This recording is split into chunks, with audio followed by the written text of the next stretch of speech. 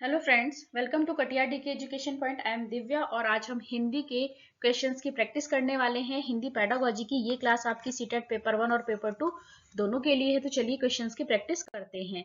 पहला क्वेश्चन है आपका, जिक्सो पहेली को करते समय 5 वर्ष की नजमा स्वयं से कहती है। बच्ची है एक 5 वर्ष की जिसका नाम है नजमा। वो स्वयं से कहती है, नीला टुकड़ा कहाँ है। बच्ची अपने आप से कह रही है, नीला टुकड़ा कहाँ है। नहीं, यह वाला नहीं, गाढ़े रंग वाला, जिससे यह जूता पूरा बन जाएगा। तो इस प्रकार की वार्ता को वाइगॉत्स्की किस तरह संबोधित करते हैं। तो बेटा वाइगॉत्स्की के अकॉर्डिंग आपको बताना है। तो क्या है ये, व्यक्तिगत वार्ता है, जोर से बोलना है, पाठ है या अहम केंद्रित वार्ता है। अहम केंद्रित वार्ता की बात कौन करता है बेटा, प्याजे जी करते हैं। तो ये तो होगा नहीं आपका। पाठ क्या है, इसका फोल्डिंग क्या है, हेल्प। जब आप कुछ कर रहे हैं और कोई बड़ा आपकी उसमें सहायता कर रहा है उसे क्या कहते हैं, पाड़ या ढांचा। जोर से बोलना भी नहीं है, ये क्या है, व्यक्तिगत वार्ता है कि बच्ची अपने आप को ही इंस्ट्रक्शन दे रही है। वो अपने आप को ही बता रही है कि ये नीला नहीं है ना, ये गाढ़े रंग का नहीं है, अगर ये मिल जाए तो जूता बन जाए। तो मतलब बच्ची स्वयं से ही बातें कर रही है। तो वाइगोत्स्की उसको क्या कहते हैं, व्यक्तिगत वार्ता कहते हैं उसको। ठीक है, तो ऑप्शन नंबर आपका ए बिल्कुल करेक्ट हो जाएगा। क्या है ये, व्यक्तिगत वार्ता। आगे बढ़ेंगे हम। भाषा के विभिन्न कौशलों को डैश रूप में पढ़ाने की अनुशंसा की जाती है, क्रमिक, एकीकृत, उच्च या फिर निम्न। तो जो बेटा भाषा के 4 कौशल होते हैं, सुनना, बोलना, पढ़ना, लिखना, तो इनका मनोवैज्ञानिक क्रम तो यही होता है, सुनना, बोलना, पढ़ना, लिखना। ये क्या है, मनोवैज्ञानिक क्रम है। अगर आपसे क्वेश्चन में इनका मनोवैज्ञानिक क्रम पूछा जाता है तो क्या कहेंगे आप, सुनना, बोलना और पढ़ना, लिखना। ये तो हो गया इनका मनोवैज्ञानिक क्रम। लेकिन इनको पढ़ाने की जो है भाषा के कौशल है, इनको पढ़ाने की अनुशंसा कैसे की जाती है बेटा। मैंने आपको ये जब थ्योरी पढ़ाई थी मैंने आपको बताया था कि भाषा के जो कौशल हैं बेटा वो एकीकृत रूप से पढ़ाए जाते हैं। ठीक है, तो कैसे पढ़ाए जाते हैं, एकीकृत, ये आपस में अंतर संबंधित होते हैं। तो यहां पर क्या होगा आपका, क्रमिक, एकीकृत, उच्च या फिर निम्न। क्या होगा बेटा, एकीकृत होगा। ऑप्शन नंबर बी आपका बिल्कुल करेक्ट हो जाएगा कि जो भाषा के कौशल हैं उनको एकीकृत रूप में पढ़ाने की अनुशंसा की जाती है, क्योंकि जो भाषा के हमारे चारों कौशल होते हैं वो एक दूसरे से अंतर संबंधित होते हैं। अगर आपसे मनोवैज्ञानिक क्रम पूछा जाए बेटा, क्वेश्चन में अगर डायरेक्ट मनोवैज्ञानिक क्रम पूछा जाए तो आप ये क्रम बताएंगे। अदरवाइज जो भाषा के कौशल होते हैं वो कैसे सिखाए जाते हैं, एकीकृत तरीके से सिखाए जाते हैं। चलिए आगे बढ़ेंगे हम। यह विचार कि भाषा यह निर्धारित करती है कि हम दुनिया के बारे में किस प्रकार सोचते हैं, संबंधित है। भाषा निर्धारित करती है कि हम दुनिया के बारे में किस प्रकार सोचते हैं, ये भी मैंने आपको कराया हुआ है। सेपियर वॉर्फ परिकल्पना है, भाषाई सापेक्षता है, भाषा सामाजिकरण है या फिर भाषा अधिग्रहण है। तो ये क्या है बेटा, सेपियर वॉर्फ परिकल्पना है। अब ये दोनों तो थे नहीं, बिल्कुल भी नहीं थे। अब आपको लगेगा कि भाषाई सापेक्षता क्यों नहीं हुआ बेटा, सेपियर वॉर्फ परिकल्पना के अंदर ही ये आता है, भाषाई सापेक्षता। आपसे क्या पूछा, अगर बोर्ड आपका चाहे तो दोनों आंसर सही मान सकता है, ठीक है, लेकिन यहाँ पर भाषाई सापेक्षता जो है वो भी सेपियर वॉर्फ परिकल्पना के अंदर ही आता है। तो यहाँ पे क्या पूछा गया कि यह विचार कि भाषा यह निर्धारित करती है कि हम दुनिया के बारे में किस प्रकार सोचते हैं। भाषा क्या निर्धारित करती है कि हम दुनिया के बारे में किस प्रकार सोचते हैं। तो ये क्या है, सेपियर वॉर्फ परिकल्पना है।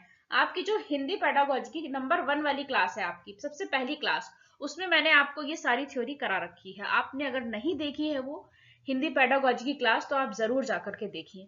तो यहाँ पर हमारा ऑप्शन नंबर ए करेक्ट हो जाएगा बेटा, सेपियर वॉर्फ परिकल्पना। चलिए आगे बढ़ेंगे हम। भाषा सीखने में होने वाली त्रुटियां सीखने की प्रक्रिया का हिस्सा है, भाषा अपरिपक्वता को दर्शाती है, अक्षम्य है या फिर शिक्षक की कमी को दर्शाती है।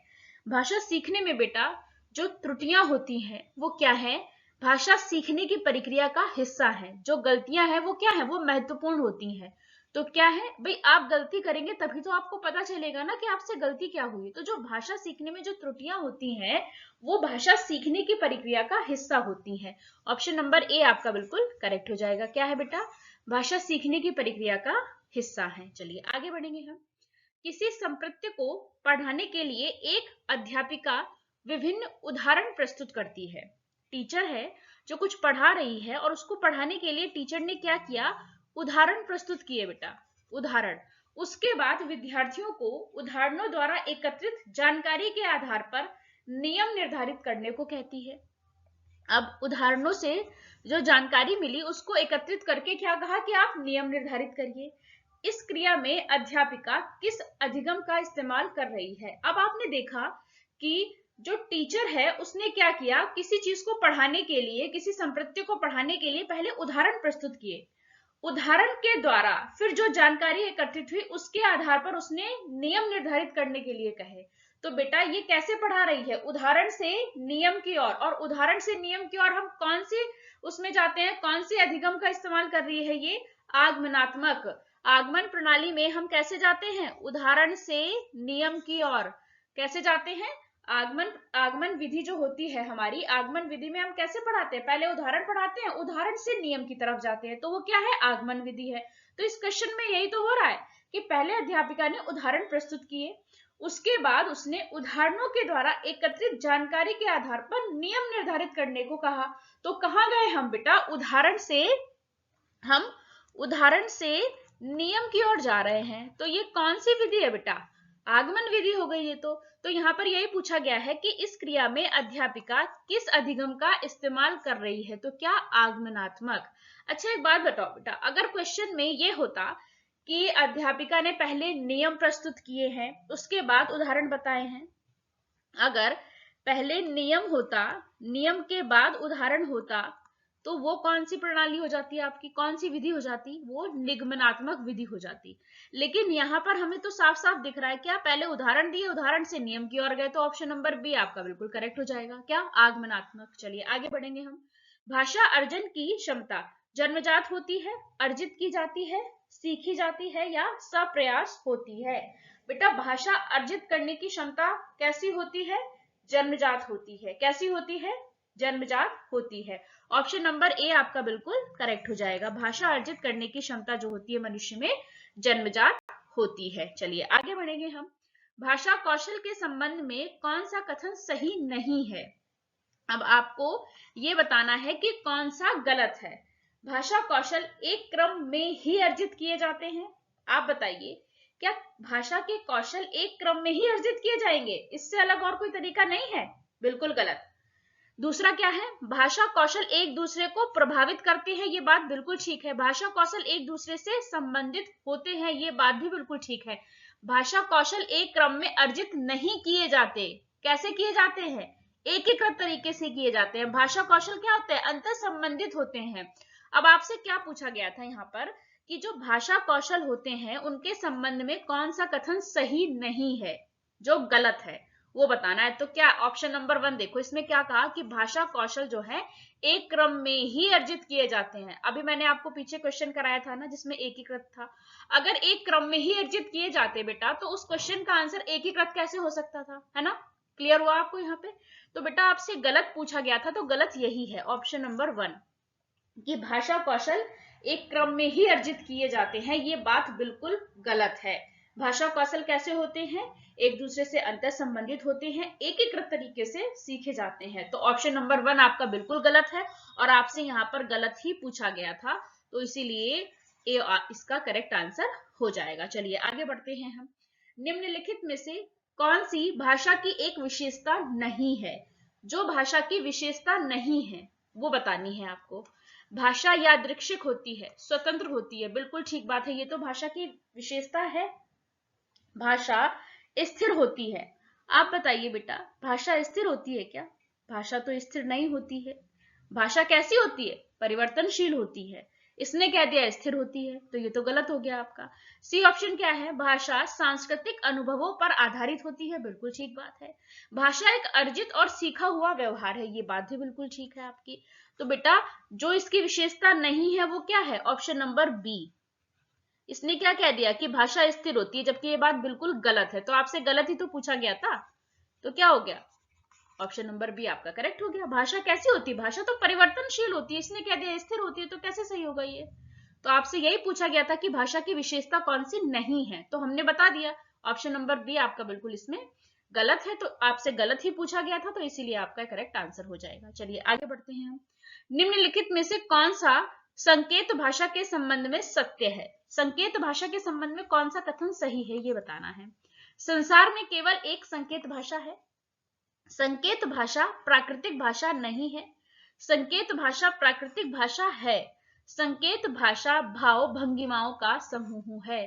तो जो बेटा संकेत भाषा है आपकी, वो क्या है? एक प्राकृतिक भाषा है। ऑप्शन नंबर सी आपका करेक्ट हो जाएगा।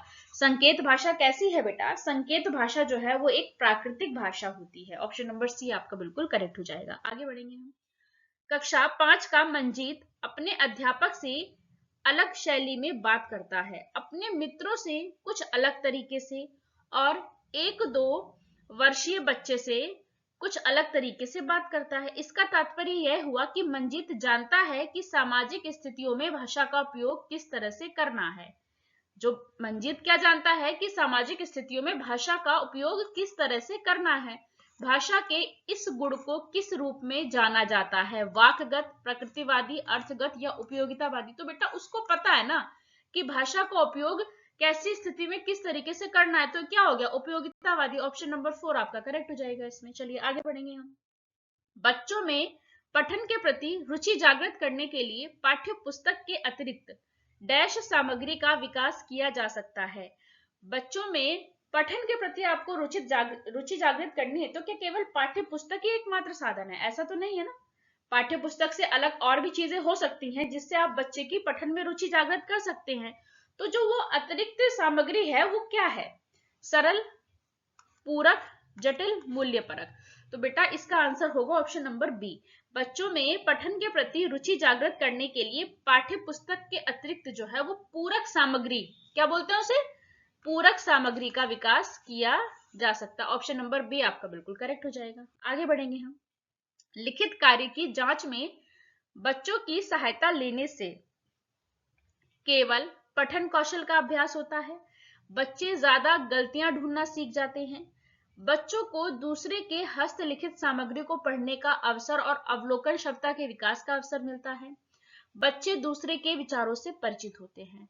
लिखित कार्य है जिसकी जांच करने में आप बच्चों की सहायता ले रहे हैं, तो उससे क्या होगा? केवल पठन कौशल का विकास होगा? नहीं, ये तो गलत हो गया। बच्चे ज्यादा गलतियां ढूंढना सीख जाएंगे, क्या उससे सिर्फ बच्चे गलतियां ढूंढना ही सीखेंगे, या फिर आप बच्चे दूसरे के विचारों से ही परिचित होंगे? ये तो बिल्कुल गलत हो गया ना। और भी तो चीजें सीखेगा ना बच्चा। क्या होगा कि बच्चा जो है वो दूसरे की हस्तलिखित सामग्री को उसको पढ़ने का अवसर मिलेगा, और अवलोकन क्षमता, बच्चे में अवलोकन क्षमता का विकास होगा। आप बच्चे से लिखित सामग्री की जांच करने में आप बच्चे की सहायता ले रहे हैं, तो उससे क्या होगा? बच्चे को तो दूसरे की जो हस्तलिखित सामग्री उसे पढ़ने का अवसर दे रहे हैं आप, और उससे क्या होगा? बच्चे में अवलोकन क्षमता का विकास होगा। जब भी कोई पेडागोजी का क्वेश्चन आप सॉल्व करते हैं तो बेटा उसमें ये देखना होता है कि सबसे बेस्ट कौन सा है। तो देखो ए में क्या कहा कि केवल पठन कौशल का ही उसका अभ्यास होगा, बस और कुछ नहीं होगा, सिर्फ पठन कौशल का अभ्यास होगा। बी ऑप्शन में क्या कह दिया? बस वो गलतियां ढूंढना सीखेगा, बच्चा गलतियां ढूंढना सीख जाएगा। डी ऑप्शन में कह दिया कि वो दूसरे के विचार से परिचित होगा। लेकिन सी ऑप्शन देखिए आप, उसने क्या कहा कि वो दूसरे की हस्तलिखित सामग्री को पढ़ने का अवसर मिलेगा और बच्चे में क्या होगा? अवलोकन क्षमता का विकास होगा। तो चारों में बेस्ट तो यही है ना आपका, ऑप्शन नंबर सी। चलिए आगे बढ़ेंगे। भाषा में रचनात्मक आकलन का सर्वाधिक बेहतर उदाहरण है। बच्चे भाषा में आप बच्चे का रचनात्मक आकलन कर रहे हैं, तो उसका सबसे बेहतर उदाहरण क्या है? बच्चे को अपने खट्टे मीठे अनुभव लिखने के लिए कहना, श्रुत लेख, प्रश्नों के उत्तर लिखवाना, इकाई परीक्षा लेना। आप देखिए बच्चे की आप रचनात्मक आकलन कर रहे हैं, बच्चे का भाषा में उसका रचनात्मक आकलन कर रहे हैं, तो क्या श्रुत लेख से हो जाएगा? नहीं। प्रश्न उत्तर लिखवाने से हो जाएगा? नहीं। इकाई परीक्षा से? नहीं। कैसे करेंगे? जब आप बच्चे को ये कहेंगे कि वो अपने अनुभव लिखे। जब बच्चा अपने अनुभव लिखेगा तब आप उसके भाषा के रचनात्मक आकलन उसका कर पाएंगे। तो क्या है कि उसका बेहतर उदाहरण क्या है कि आप बच्चे से कहें कि वो अपने अनुभव लिखे। अब बच्चा अपने अनुभव लिखेगा तो उससे आप उसका रचनात्मक आकलन कर पाएंगे, उसमें भाषा का कितना विकास हुआ है ये आपको पता चल जाएगा जब बच्चा अपने स्वयं के अनुभव को अपने शब्दों में लिखेगा। तो ऑप्शन नंबर ए आपका बिल्कुल करेक्ट हो जाएगा। हम क्या करेंगे? हम बच्चे से उसके अपने अनुभव लिखने के लिए कहेंगे। चलिए आगे बढ़ते हैं हम। इनमें से कौन सा प्राथमिक स्तर पर हिंदी भाषा शिक्षण का उद्देश्य नहीं है? प्राथमिक स्तर पर हिंदी भाषा शिक्षण का उद्देश्य नहीं है। संदर्भ के अनुसार लगाकर पढ़ने का अभ्यास करना, चित्रकारी को स्वयं की अभिव्यक्ति का माध्यम बनाना, बच्चों की भाषा और स्कूल की भाषा में संबंध बनाते हुए उसे विस्तार देना, या फिर सुनी गई बात को ज्यों का त्यों दोहराना। अब आप बताइए बेटा, अगर बच्चे ने किसी बात को सुना और उसको एज इट इज आपके सामने बोल दिया, जो उसने सुना वैसा ही दोहरा दिया, तो क्या ये उद्देश्य होगा? नहीं होगा। तो आपसे यही तो पूछा गया है कि प्राथमिक स्तर पर हिंदी भाषा शिक्षण का उद्देश्य नहीं है। क्या नहीं है? कि सुनी गई बात को ज्यों क्या त्यों दोहरा देना, ये नहीं है। तो ऑप्शन नंबर डी ही आपका गलत है। इसमें तो आपसे गलत ही पूछा गया था, इसीलिए ये आपका करेक्ट आंसर हो जाएगा। चलिए आगे बढ़ते हैं। इस कहानी में पहाड़ी घाटी शब्दों का उपयोग हुआ है। किन शब्दों का उपयोग हुआ है? पहाड़ी घाटी शब्दों का इसमें उपयोग हुआ है। पहाड़ी क्षेत्र से जुड़े हुए शब्द सोचकर लिखो। यह अभ्यास जो है डैश का उदाहरण है। तो ये किसका उदाहरण है? ये जो कहानी है इसमें पहाड़ी और घाटी शब्दों का उपयोग हुआ है। पहाड़ी क्षेत्र से जुड़े हुए और शब्द सोचकर लिखिए। यह अभ्यास प्रश्न डैश का उदाहरण है। संदर्भ में व्याकरण है, शब्द भंडार में विकास है, शब्द कोश में विकास है, या फिर पर्यायवाची शब्दों से परिचित होना है। तो बेटा ये क्या है? ये संदर्भ में व्याकरण सीख रहा है बच्चा। क्या सीख रहा है? संदर्भ में व्याकरण है। ये किसका उदाहरण है? संदर्भ में व्याकरण का। तो ऑप्शन नंबर ए आपका बिल्कुल करेक्ट हो जाएगा। आपने बच्चे से कहा कि पहाड़ी और घाटी शब्दों का इस कहानी में उपयोग हुआ, तो पहाड़ी क्षेत्रों से जुड़े हुए और शब्द आप सोचकर लिखिए। तो क्या आप संदर्भ में उसको व्याकरण सिखा रहे हैं? ऑप्शन नंबर ए आपका बिल्कुल करेक्ट हो जाएगा। तो यहीं पर हमारे 15 क्वेश्चंस कंप्लीट होते हैं। वीडियो अच्छी लगे तो लाइक करें, शेयर करें, चैनल को सब्सक्राइब करें। Thanks for watching this video.